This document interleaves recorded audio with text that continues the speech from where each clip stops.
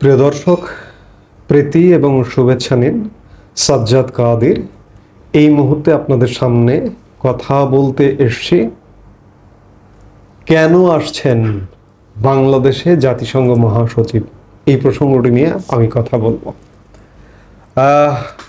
আপনারা জানেন যে আজকে যে দিন যে মুহূর্তে কথা বলছি সেই মুহূর্ত থেকে কিছুক্ষণ পরেই বাংলাদেশে প্রবেশ করতে যাচ্ছেন জাতিসংঘ মহাসচিব অ্যান্টনি গুতেরেস।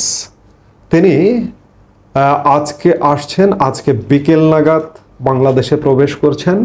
তিনি রোববার সকালে বাংলাদেশ ত্যাগ করবেন। এই জাতিসংঘ মহাসচিব কি আশাকে বিরাট সাফল্য হিসেবে গণ্য করছে বর্তমান অন্তর্বর্তীকালীন সরকার। কিন্তু জাতিসংঘ মহাসচিব কি বাংলাদেশে এই প্রথম এসছে?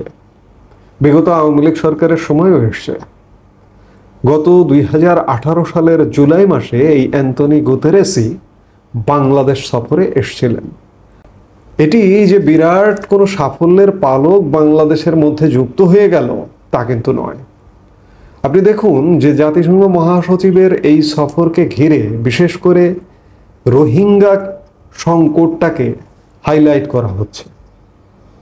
এবং শুধু তাই নয়, জাতিসংঘ মহাসচিব বাংলাদেশ সফরে এসেই বৃহস্পতিবার আসছেন, শুক্রবারে তিনি রোহিঙ্গা ক্যাম্পে যাবেন এবং রোহিঙ্গাদের সাথে ইফতার করবেন। রোহিঙ্গা সংকট উত্তরণে জাতিসংঘ আসলে কি ভূমিকা নিয়েছে?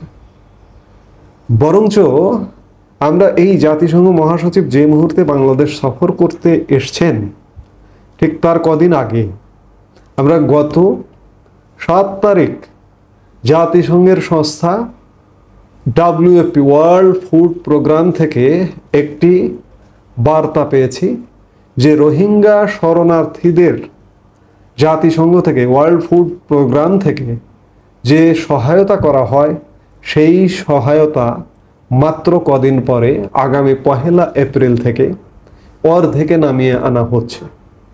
এটি বর্তমানে আছে মান্থলি $12, অর্থাৎ 1500 টাকার কিছু বেশি মান্থলি, এবং সেটি কমিয়ে 750 টাকার মতো করা হবে।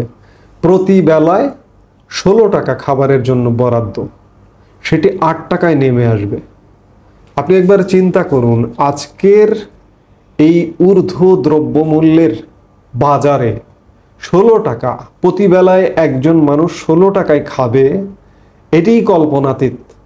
একটা ডিমের দাম 14 টাকা, একটা কলার দাম 15 টাকা, অথচ একজন মানুষ 16 টাকায় খাবে, এটি কল্পনা করতে পারছেন?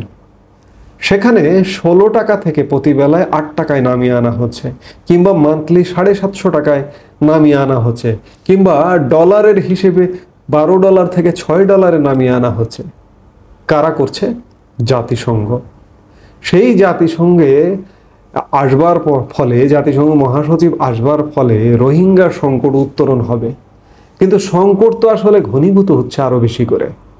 কারণ এই যে রোহিঙ্গাদের খাবার সহায়তা এতদিন ধরে ছিল, সেই সহায়তা ছিল নামমাত্র, সেটিকে নামিয়ে, নামমাত্র বলবো, এটিকে আরো কি বলা যায়, নামমাত্রও তো বলতে পারছি না। অর্থাৎ রোহিঙ্গাদের বেঁচে থাকাটাই কঠিন হয়ে যাবে। এই বেঁচে থাকা কঠিন হবার কারণে রোহিঙ্গাদের দ্বারা নানা রকম অপরাধ অপকর্মের প্রবণতা বাড়বে। বর্তমান বাংলাদেশ এমনিতেই একটি অপরাধের অভয়ারণ্যে পরিণত হয়েছে।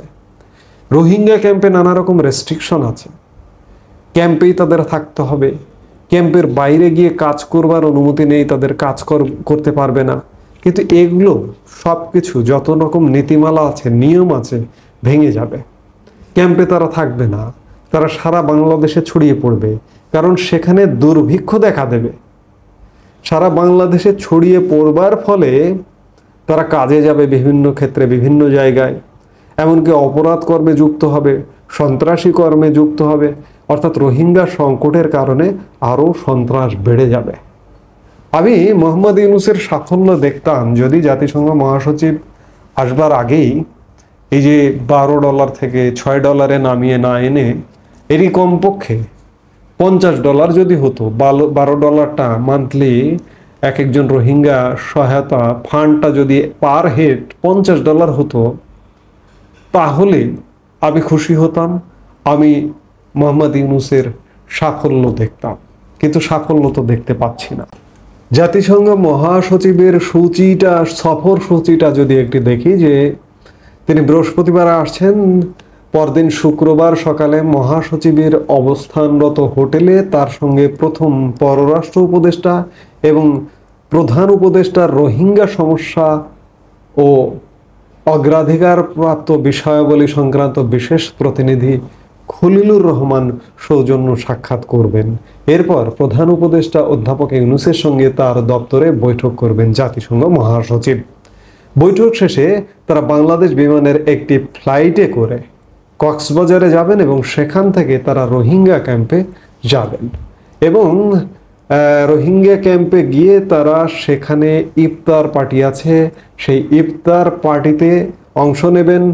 লাখখানেক রোহিঙ্গা শরণার্থীর সঙ্গে জাতিসংঘ মহাসচিব ইফতার করবেন। এরপর রাতেই তারা কক্সবাজার থেকে ঢাকার উদ্দেশ্যে রওনা দেবেন। শনিবার জাতিসংঘ কার্যালয়ে যাবেন মহাসচিব, সেখানে জাতিসংঘের কর্মীদের সঙ্গে মতবিনিময় করবেন তিনি। এরপর দুপুরে হোটেলে ফিরে গোলটেবিল বৈঠকে যোগ দেবেন গুতেরেস। এছাড়া সেখানে বাংলাদেশের যুব সমাজ ও নাগরিক প্রতিনিধিদের সঙ্গে মতবিনিময় করবেন মহাসচিব। এদিন সন্ধ্যায় জাতিসংঘ মহাসচিবের সম্মানে ইফতার ও নৈশ ভোজের আয়োজন করেছেন প্রধান উপদেষ্টা অধ্যাপক মোহাম্মদ ইউনূস। রোববার ঠিক পরের দিন সকাল 9:55, রোববার আর কোনো কর্মসূচি নেই, তিনি এমিরেটস এয়ারলাইন্সের একটি ফ্লাইটে করে বাংলাদেশ ত্যাগ করবেন। এমিরেটসের ফ্লাইটেই তিনি বাংলাদেশে আসছেন এবং বাংলাদেশ ত্যাগ করবেন। এই সফরের তাৎপর্য কি আসলে? এই সফরের কি কোনো বিশেষ কোনো উদ্দেশ্য আছে বাংলাদেশ নিয়ে? জাতিসংঘ শান্তিরক্ষী মিশন কিংবা অন্য কিছু? জাতিসংঘের কোনো হস্তক্ষেপ? জাতিসংঘ মানবাধিকার কমিশন ইত্যাদি?